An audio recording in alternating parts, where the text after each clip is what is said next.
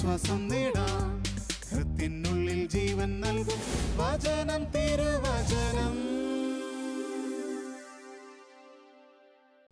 യേശുവിൽ പ്രിയ സഹോദരങ്ങളെ, കഴിഞ്ഞ എപ്പിസോഡിൽ നമ്മൾ യേശുവിൻ്റെ വേർപിരിയാത്ത സ്നേഹത്തെക്കുറിച്ച്, അല്ലെങ്കിൽ നിത്യതയിലെത്തിക്കുന്ന സ്നേഹത്തെക്കുറിച്ച്, നിത്യജീവനെക്കുറിച്ച് നമ്മൾ ചിന്തിച്ചു.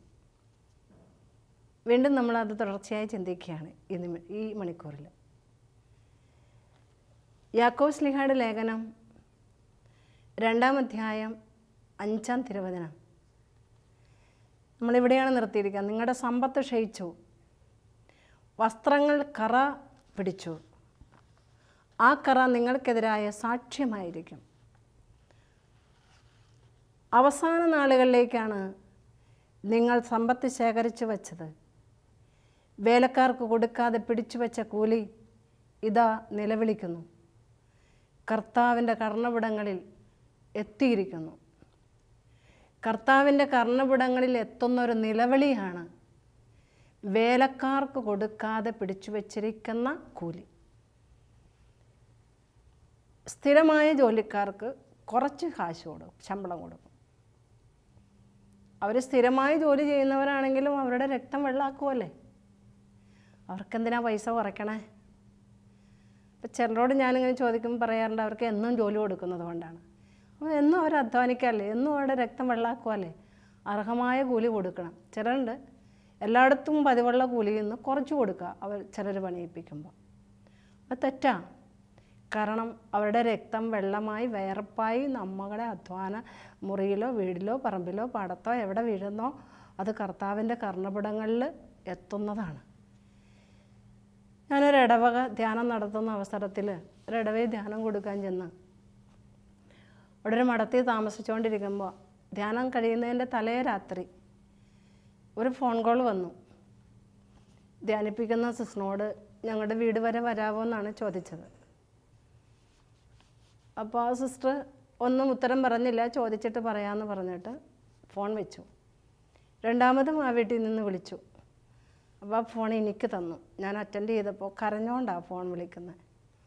ഒന്ന് വരാമോ എന്ന് ചോദിച്ച്.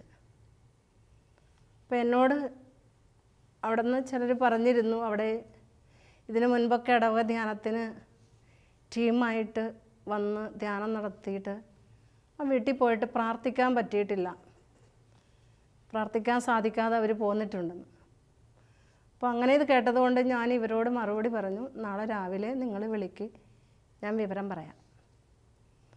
അന്ന് രാത്രി ഞാൻ കിടക്കുന്നതിന് മുൻപ് ഈ കരഞ്ഞ സ്ത്രീയുടെ സ്വരം കേട്ടതുകൊണ്ട് പോകാതിരിക്കാനും വയ്യ, പോകാനും വയ്യ, അങ്ങനെ ഒരു അവസ്ഥയിലായതുകൊണ്ട് ഞാനിങ്ങനെ മാതാവിൻ്റെ അടുത്ത് ചെന്നിരുന്നിട്ട് ജപമാല ചൊല്ലി പ്രാർത്ഥിക്കാം ആ കുടുംബത്തിന് വേണ്ടി. ഞാൻ എന്ത് ചെയ്യണം, പോകണോ വേണ്ടേ? അങ്ങനെ ഒരു തീരുമാനം എടുക്കാൻ വേണ്ടിയിട്ട് ഞാൻ അമ്മയോട് അമ്മയുടെ അടുത്തിരുന്ന് ജപമാല ചൊല്ലും. ജപമാലയുടെ 3-ാമത്തെ രഹസ്യമായപ്പോൾ ഞാനിങ്ങനെ കാണും, ഒരു വലിയ കുടുംബമാണ്, അവിടെ വലിയ പറമ്പാണ്, പണ്ടത്തെ ഒരു വലിയ മുതലാളി വീടാണ്. അപ്പോൾ ആ വലിയ പറമ്പിലിട്ട് ഈശോ എന്നെ കാണിച്ചു തന്നത് എങ്ങനെയാണ്, ഒരു വലിയ മനുഷ്യനെ, ഒരു പുരുഷനെ തല്ലിക്കൊല്ലുന്നു 2-3 പേര് കൂടി. കൊന്നിട്ട് ആ പറമ്പിലൂടെ ഇങ്ങനെ വലിച്ചുകൊണ്ട് പോകുന്നു, എടുത്തുകൊണ്ടല്ല വലിച്ചുകൊണ്ട് പോകുന്നു. വലിച്ചു പോയിട്ട് ഒരു വലിയ കുഴി കുത്തിയിരിക്കുക ചതുരത്തിലുള്ള. ആ കുഴിയിലോട്ട് കുഴിച്ചിട്ട് എല്ലാം റെഡിയായി മാറ്റി. വീണ്ടും ഞാനിത് തുടർന്ന് ജപമാല ചൊല്ലിക്കൊണ്ടിരിക്കുക. വീണ്ടും ജപമാല ചൊല്ലിക്കൊണ്ടിരിക്കുമ്പോൾ അവരുടെ വീടിൻ്റെ നട ഇറങ്ങിയ ഒരു സ്ത്രീ, പണ്ടൊക്കെ നമ്മുടെ വീടുകളിൽ ജോലി ചെയ്യുന്ന സ്ത്രീകൾ കള്ളിമുണ്ടും ഇറക്കമുള്ള ബ്ലൗസ് വേണം ഇട്ട് എൻ്റെ ചെറുപ്പത്തിലൊക്കെ ഞാൻ കണ്ടിട്ടുണ്ട്. അങ്ങനത്തെ ബ്ലൗസും കള്ളിമുണ്ടും ഇട്ട ഒരു സ്ത്രീ ആ വീടിൻ്റെ നട ഇറങ്ങി കരഞ്ഞുകൊണ്ട് വഴിയിലോട്ട് പോകുന്നു.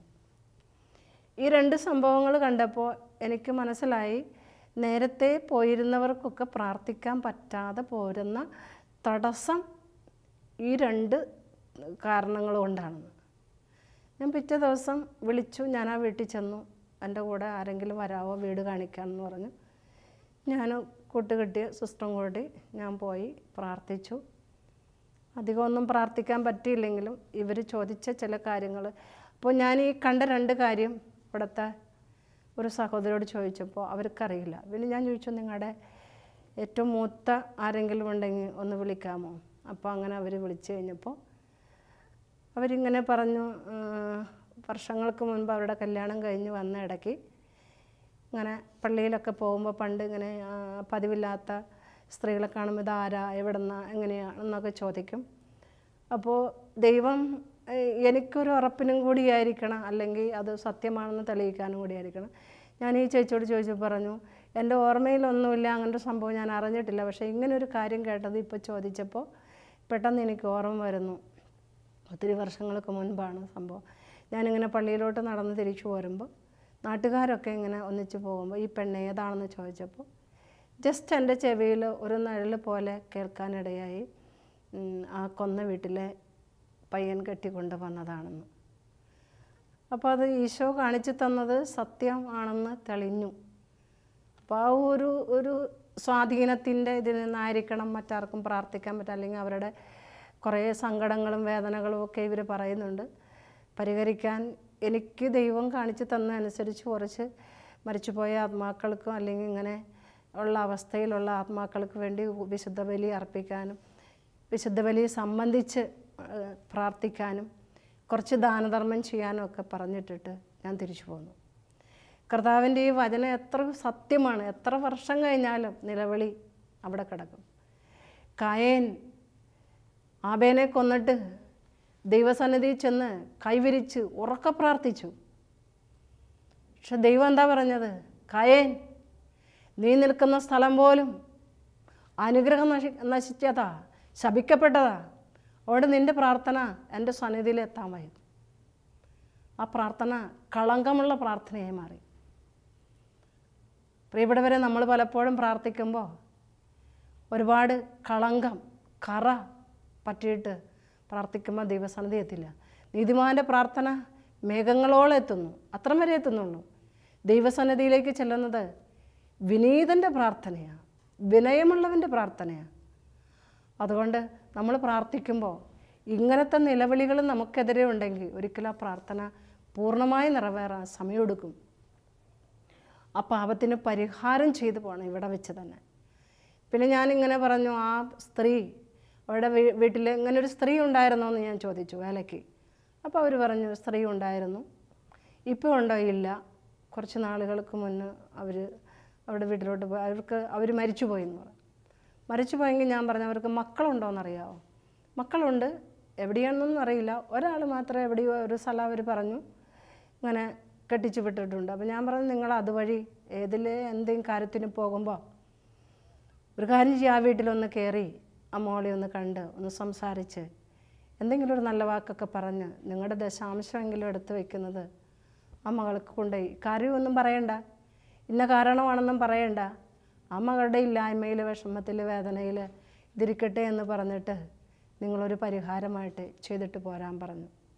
പിന്നീട് എന്തായെന്ന് എനിക്കറിഞ്ഞൂടെ, ഏതായാലും അവർ ചെയ്യും.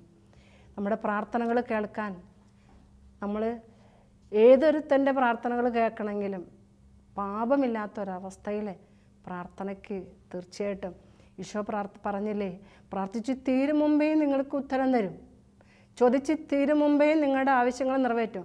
പലരും പ്രാർത്ഥിച്ച് മടുക്കുവായി. ഇപ്പോൾ ഒരു കാര്യം നടക്കുന്നില്ല സിസ്റ്ററെ, ഒരു കാര്യം ശരിയാകുന്നില്ല. എന്തോരം പ്രാർത്ഥിക്കണേ, എത്ര ധ്യാനം കൂടിയത്, എവിടെയെല്ലാം പോയി കൂടി, ഏറ്റവും വലിയ സ്ഥലത്ത് പോയി കൂടി.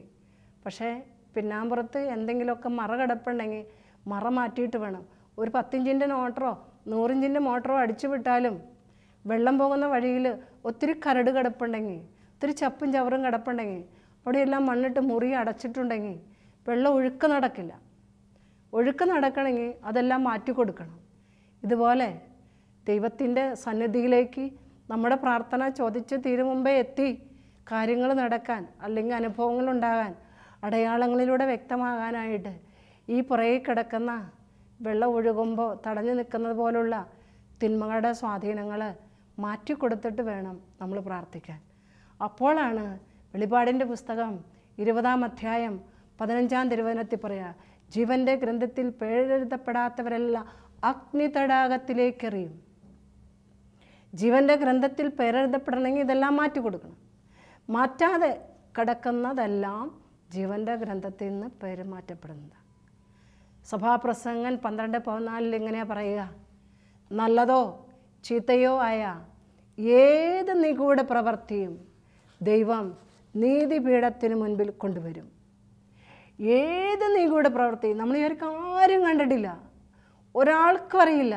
ഞാനീ പറഞ്ഞ കാര്യം ആരും കേട്ടിട്ടില്ല, ഞാനീ ചെയ്ത കാര്യം ആരും അറിഞ്ഞിട്ടില്ല. പക്ഷേ ദൈവത്തിൻ്റെ നീതിപീഠത്തിന് മുൻപിൽ ഈ തിരുവചനം സത്യമാണെങ്കിൽ ഇന്നല്ലെങ്കിൽ നാളെ, അല്ലെങ്കിൽ ഇന്നലകളിൽ ദൈവത്തിൻ്റെ നീതിപീഠത്തിന് മുൻപിൽ നല്ലതും വരും ചീത്തയും വരും. ഈശോയുടെ 2ാം വരവിൻ്റെ CD-യിൽ ഗ്രന്ഥങ്ങൾ തുറക്കപ്പെടുമ്പോൾ നല്ലത് ചെയ്തവർക്ക് മാലാഖ ഒരു വെള്ള വസ്ത്രം അണിയിച്ച് മാലാഖയുടെ ചിറകിലാണ് കയറ്റിക്കൊണ്ടു പോകുന്നത്. നന്മ ചെയ്യാതെ ജീവൻ്റെ ഗ്രന്ഥത്തിൽ പേരില്ലാത്തവരെ വലിച്ച് എരിയുന്ന അഗ്നി തടാകത്തിലേക്ക് പോകുന്നു. ഒരു പ്രതീകാത്മകമായിരിക്കാം എങ്കിലും ഈശോയുടെ വചനം അത് തെളിയിക്കുന്നു. അവസാന നാളുകളിൽ നല്ലവരെയും ചീത്തവരെയും തിരിക്കാൻ, വിളയും കളയും തമ്മിൽ തിരിക്കാൻ അവൻ വരും. വീണ്ടും വരുമെന്ന് പറഞ്ഞിട്ടുണ്ടെങ്കിൽ ഉറപ്പായിട്ടും വന്നിരിക്കും. അല്ലെങ്കിൽ വചനം സത്യമല്ലാതായി പോകും. വചനം സത്യമാണ്, ജീവിക്കുന്ന വചന, ജീവനുള്ള വചന. അതുകൊണ്ട് നല്ലത് ചെയ്താൽ ജീവൻ്റെ ഗ്രന്ഥത്തിൽ, ജീവൻ്റെ പുസ്തകത്തിൽ പേരുണ്ട്. ചീത്ത ചെയ്താലും അവിടെ പേരുണ്ടാകും, പക്ഷേ ചെന്നെത്തുന്ന സ്ഥലം അഗ്നി തടാകമായിരിക്കും. വെളിപാടിൻ്റെ പുസ്തകം 21-ാം അധ്യായം 27-ാം തിരുവചനം ഇങ്ങനെയാണ് പറയുക: കുഞ്ഞാടിൻ്റെ രക്തത്തിൽ ഏത് കറയും ഏത് കളങ്കവും ഏത് പാപവും കഴുകപ്പെടും, ശുദ്ധമാക്കപ്പെടും, പരിശുദ്ധമാക്കും. കുഞ്ഞാടിൻ്റെ ജീവഗ്രന്ഥത്തിൽ പേരെഴുതപ്പെട്ടവർ മാത്രമേ അതിൽ പ്രവേശിക്കൂ. മ്ലേച്ഛയും കൗടില്യവും പ്രവർത്തിക്കുന്ന ആരും അതിൽ പ്രവേശിക്കില്ല. ഇപ്പം സുഖമാണെന്ന് കരുതി, ആരും കണ്ടില്ല എന്ന് കരുതി, ആരും കേട്ടില്ല എന്ന് കരുതി ഇങ്ങനെ ഉണ്ടാക്കുന്നതോ സമ്പാദിക്കുന്നതോ സുരക്ഷിതമാണെന്ന് കരുതി ജീവിക്കുന്നതോ സുഖമാണെന്ന് കരുതി ആസ്വദിക്കുന്നതോ ആയ എല്ലാ കാര്യങ്ങൾക്കും ഇവിടെ ഉത്തരവുണ്ട്. ആരും അതിൽ പ്രവേശിക്കില്ല. ഒരു സ്വപ്നവും കണ്ട, ഒരു മിഥ്യാധാരണയും കണ്ട സോപ്പിട്ട് പോകാം, മണിയടിച്ചു പോകാം, ഓരോ കാര്യങ്ങൾ കൈക്കൂലി കൊടുത്ത് നടത്തുന്ന പോലെ കൈക്കൂലി എടുത്ത് കയറിപ്പോകാമെന്ന് വിചാരിച്ച നടക്കില്ല. ഇവിടെ നടക്കും, അവിടെ നടക്കില്ല. അതുകൊണ്ട് വെളിപാടിൻ്റെ പുസ്തകം 3:5 പറയുന്നു: വിജയം വരിച്ചവൻ്റെ അടയാളമാണ് വെള്ള വസ്ത്രം. കുഞ്ഞാടിൻ്റെ രക്തത്തിൽ കഴുകപ്പെട്ട് വെള്ള വസ്ത്രം, വിശുദ്ധിയുടെ വസ്ത്രം ധരിക്കണം. വിശുദ്ധിയെ സൂചിപ്പിക്കുന്നതാണ് വെള്ള വസ്ത്രം, പരിശുദ്ധി. അപ്പോൾ അതുകൊണ്ട് വെള്ള വസ്ത്രം ധരിപ്പിക്കും. ആര്? ദൈവം. വെള്ളയങ്കി അണിഞ്ഞ ഇവർ ആരാണ്? ദൈവവചനം വെളിപാടിൻ്റെ പുസ്തകം 7-ാം അധ്യായം 13-ാം തിരുവചനം 17 വരെ ഇങ്ങനെയാണ് പറയുക: വെള്ള അങ്കി അണിഞ്ഞ ഇവർ ആരാണ്? ഇവർ എവിടെ നിന്ന് വരുന്നു? ഇവരാണ് വലിയ ഞെരുക്കത്തിൽ നിന്ന് വന്നവർ. പ്രിയപ്പെട്ടവരെ, ഇവിടെയുള്ള വേദന, സഹനം, സങ്കടം, രോഗം, തകർച്ച, ഇല്ലായ്മ, ഈ ഞെരുക്കത്തിലെല്ലാം അവിടെ പേരെഴുതപ്പെടും. യേശുവിനെ പ്രതി, ദൈവത്തെ പ്രതി, ദൈവവചനത്തെ പ്രതി ഞെരുക്കം, വേദന, സങ്കടം, രക്തസാക്ഷിത്വം, രക്തം ചിന്തിയോ രക്തം ചിന്താതെയോ ഉള്ള രക്തസാക്ഷിത്വം കർത്താവിൻ്റെ ജീവൻ്റെ ഗ്രന്ഥത്തിൽ എഴുതപ്പെടും, കുഞ്ഞാടിൻ്റെ ഗ്രന്ഥത്തിൽ എഴുതപ്പെടും. അതുകൊണ്ടാണ് രക്തസാക്ഷികളുടെയൊക്കെ പേര് വേഗം വിളിക്കുന്നത് വിശുദ്ധരെന്ന്. കുഞ്ഞാടിൻ്റെ രക്തത്തിൽ വലിയ ഞെരുക്കത്തിൽ നിന്ന് വന്നിട്ട് കുഞ്ഞാടിൻ്റെ രക്തത്തിൽ തങ്ങളുടെ വസ്ത്രങ്ങൾ, ജീവിതം കഴുകപ്പെട്ടു. അപ്പോൾ ഈ ഞെരുക്കത്തിൽ, ഇവിടുത്തെ ഞെരുക്കം, സങ്കടം, ഇവിടുത്തെ കണ്ണീരും പുഞ്ചിരിപ്പൂക്കളും അവിടുത്തെ സമ്മാനമല്ലോ. നിങ്ങൾ കേട്ടിട്ടുണ്ടാകാം, അല്ലെങ്കിൽ പാടി വിട്ടുപോയിട്ടുണ്ടാകാം. ഓരോ സഹനത്തിനും സമ്മാനമുണ്ട്, ഓരോ ഞെരുക്കത്തിനും സമ്മാനമുണ്ട്. അത് ദൈവവചനത്തെ പ്രതി, ദൈവത്തെ പ്രതി ആണെങ്കിൽ കൂടുതൽ സമ്മാനം, കൂടുതൽ സമ്മാനം. അതുകൊണ്ടാണ് വിശുദ്ധർക്കൊക്കെ ഉണ്ടായിരുന്ന ഞെരുക്കങ്ങളിൽ അവർ ആനന്ദം കണ്ടെത്തിയത്, സന്തോഷം കണ്ടെത്തിയത്. തീച്ചൂളയിൽ കിടന്നപ്പോൾ അവർ ദൈവത്തെ സ്തുതിച്ചു. കാരാഗ്രഹത്തിൽ കിടന്നപ്പോൾ കയ്യാമം വെച്ച് ദൈവത്തെ സ്തുതിച്ചു. സിംഹക്കുഴിയിൽ കിടന്നപ്പോൾ ദാനിയേൽ ദൈവത്തെ സ്തുതിച്ചു. എല്ലാ സങ്കടത്തിലും ചിലർ ചോദിക്കും, ഇത്രയും പ്രാർത്ഥിച്ചിട്ടും ഇത് മാറാത്ത എന്താ? എന്തൊരു സഹനം, എന്തൊരു വേദനയാണ്, എന്തൊരു ദുഃഖമാണ്, എന്തൊരു രോഗം. പക്ഷെ ആ ദൈവത്തെ പ്രതിയാകണം. അപ്പോൾ സമ്മാനമുണ്ട് പ്രിയപ്പെട്ടവരെ. അവൾ വെളിപാടിൻ്റെ പുസ്തകം 7-ാം അധ്യായം 13 മുതൽ 17 വരെ കാണാതെ പഠിക്കണം. അവിടെ ഉരുവിടണം, സഹനത്തിൽ ഉരുവിടണം. ഇവരാരാണ്, എവിടെ നിന്ന് വരുന്നു? ഈ ചോദ്യങ്ങൾ നമ്മുടെ ഉള്ളിൽ നിന്ന് വരണം. വനത്തിൽ മാത്രം പോരാ. ഇവരാണ് വലിയ ഞെരുക്കത്തിൽ നിന്ന് വലിയ സഹനം ഉണ്ടാകണം. കുഞ്ഞാടിൻ്റെ ജീവഗ്രന്ഥത്തിൽ പേരെഴുതണമെങ്കിൽ വലിയ ഞെരുക്കത്തിലൂടെ കടന്നു പോകണം. അപ്പോഴാണ് കുഞ്ഞാടിൻ്റെ രക്തത്തിൽ കഴുകപ്പെടണമെങ്കിൽ, കുഞ്ഞാടിൻ്റെ രക്തത്തിൽ തങ്ങളുടെ വസ്ത്രങ്ങൾ കഴുകി വെളുപ്പിച്ച് ജീവിതമാകുന്ന വസ്ത്രം കഴുകി വെളുപ്പിക്കണം. ഇവർക്കാണ് കൂടാരത്തിൽ അഭയം നൽകുന്നത്.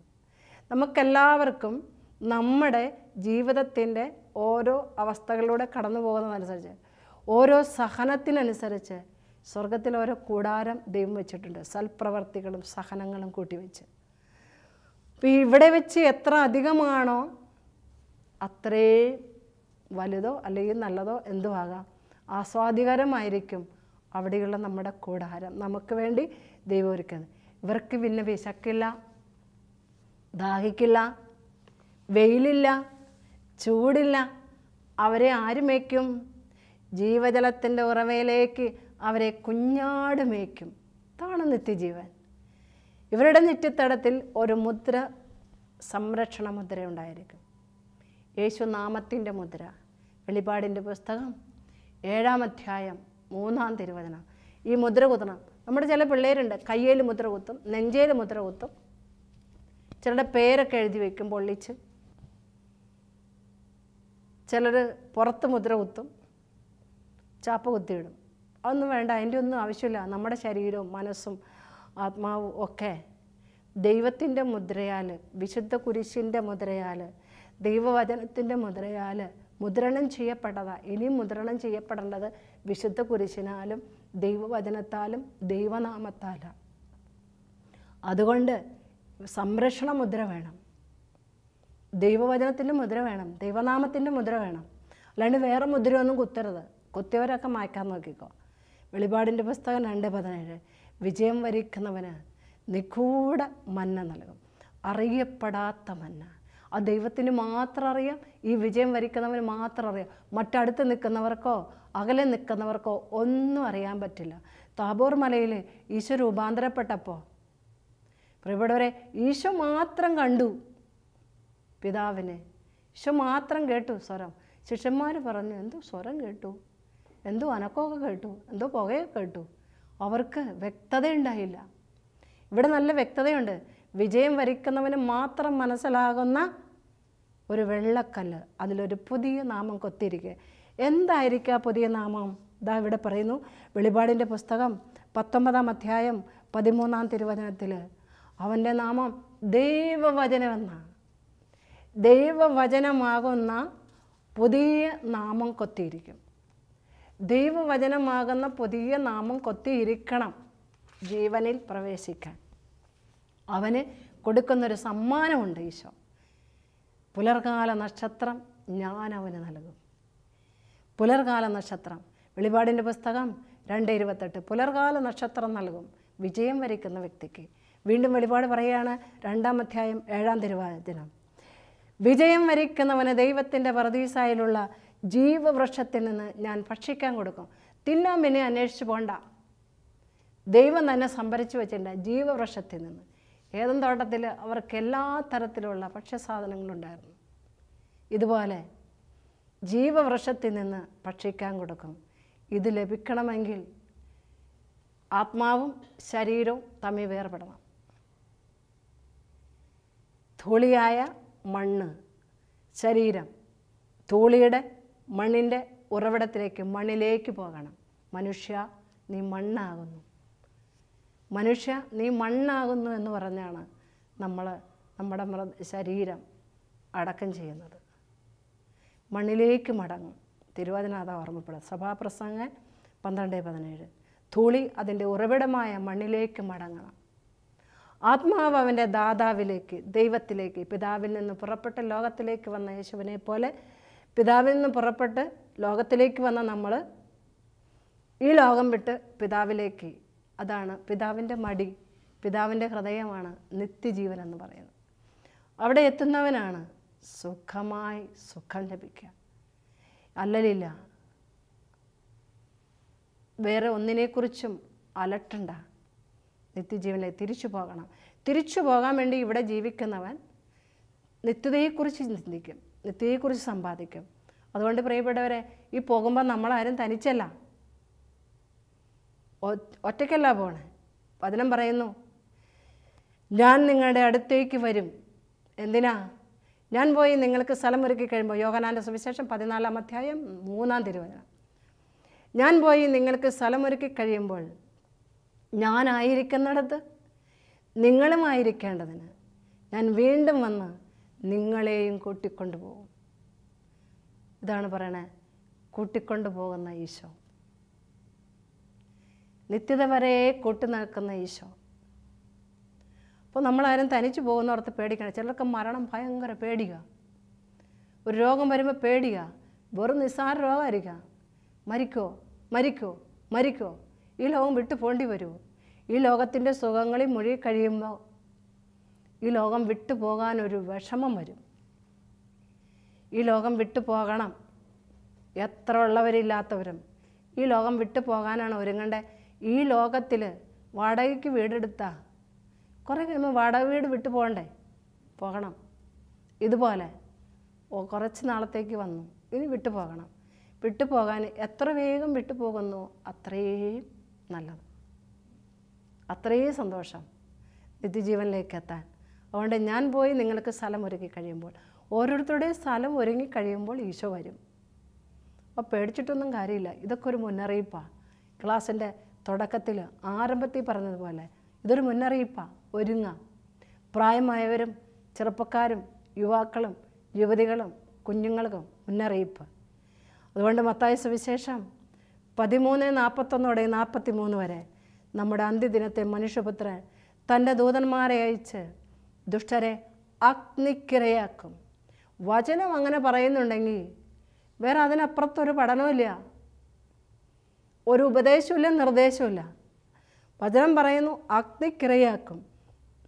നീതിമാന്മാർ തങ്ങളുടെ പിതാവിൻ്റെ രാജ്യത്തിൽ സൂര്യനെ പോലെ ശോഭിക്കും, സൂര്യനെ പോലെ ശോഭിക്കും. അപ്പോൾ നീതിമാന്മാർ സൂര്യനെ പോലെ ശോഭിക്കാനുള്ള സ്ഥലമാണ് സ്വർഗം. ഞാൻ കുറച്ച് നാളുകൾക്ക് മുൻപ് ഒരു എയ്ഡ്സ് രോഗി അവൻ്റെ വീട് പണിയാൻ വേണ്ടി തറ കെട്ടിക്കഴിഞ്ഞപ്പോഴാണ് അവന് വിദേശത്ത് പോകാനൊരു വിസ കെട്ടി. വിദേശത്ത് അമ്മ മാത്രമായിട്ട് വളർത്തിയ മോന വിദേശത്ത് പോയി കാലങ്ങൾ കഴിഞ്ഞ് തിരിച്ചു വന്നത് എയ്ഡ്സ് എന്ന വലിയ സമ്പത്തും കൊണ്ടാണ്. എല്ലാവരും വിദേശത്ത് പോയി പണം സമ്പാദിച്ചു വരും. ഈ പൊന്നുമോൻ എയ്ഡ്സ് സമ്പാദിച്ചു പോന്നു. തറ കെട്ടിയിട്ടിട്ട് അത് പണിയാതെ അതിൻ്റെ അകത്ത് കെട്ടിയാണ് അമ്മ താമസിച്ചത്. അതിൽ തന്നെ അവനെയും കിടത്തി.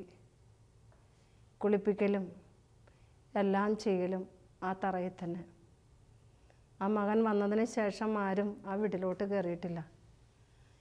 ഇവനിങ്ങനെ വന്നതിന് ശേഷം നാളുകളായിട്ട് ഉറക്കമില്ല, രാത്രിയില്ല പകലുമില്ല. അമ്മയെ അമ്മ എന്ന് വിളിക്കില്ല, ഭക്ഷണമൊന്നും കഴിക്കില്ല. ഇത്ര മദ്യം അവൻ്റെ തൊണ്ട നനയ്ക്കാൻ കൊടുക്കും, അത് മതി. അപ്പോൾ ഇങ്ങനെ മരിച്ചു പോലെയാകും. കുറച്ച് കഴിയുമ്പോൾ വീണ്ടും ശ്വാസം വരും. അപ്പോൾ എന്നെ അറിയുന്ന ഒരാൾ എന്നോട് പറഞ്ഞു, ഒരു രോഗിയുടെ അടുത്തൊന്ന് വരാവോ, ഒന്ന് പ്രാർത്ഥിക്കാവോ? ഞാൻ പറഞ്ഞു കുഴപ്പമില്ല. അന്ന് രാത്രി വെളുപ്പിന് 3 മണിക്ക് ഈശോ അങ്ങനെ വിളിക്കും. കരണക്കൊന്തയില്ല ഞാൻ. അപ്പോൾ മരിച്ചു പോയവർക്കും മരണാസന്നർക്കും വേണ്ടിയാണ് കരണക്കൊന്തയില്ല. അങ്ങനെ ചൊല്ലിയിട്ട് ഞാൻ വീണ്ടും വന്ന് കിടന്നു, ക്ഷീണം കാരണം. കിടന്നു കഴിഞ്ഞപ്പോൾ ഞാനിങ്ങനെ കാണുന്നത് കരിക്കട്ട പോലെ ഇരിക്കുന്നു, എല്ലിച്ച് ഇങ്ങനെ കുത്തിയിരിക്കുന്നു, കൈയും കാലും കണ്ണും ഒക്കെ ഉണ്ട് ഒരു മനുഷ്യൻ. എന്നിട്ട് ഈ ഇടത്ത് വശത്തിലൂടെ ഗീവർഗീസ് സഹതായ കുത്തിക്കൊല്ലുന്ന തരം ഒരു മുള്ളുള്ള പാമ്പ് ഈ മനുഷ്യൻ്റെ തലയിലൂടെ ഇങ്ങനെ മാല പോലെ ഇട്ടിരിക്കുന്നു.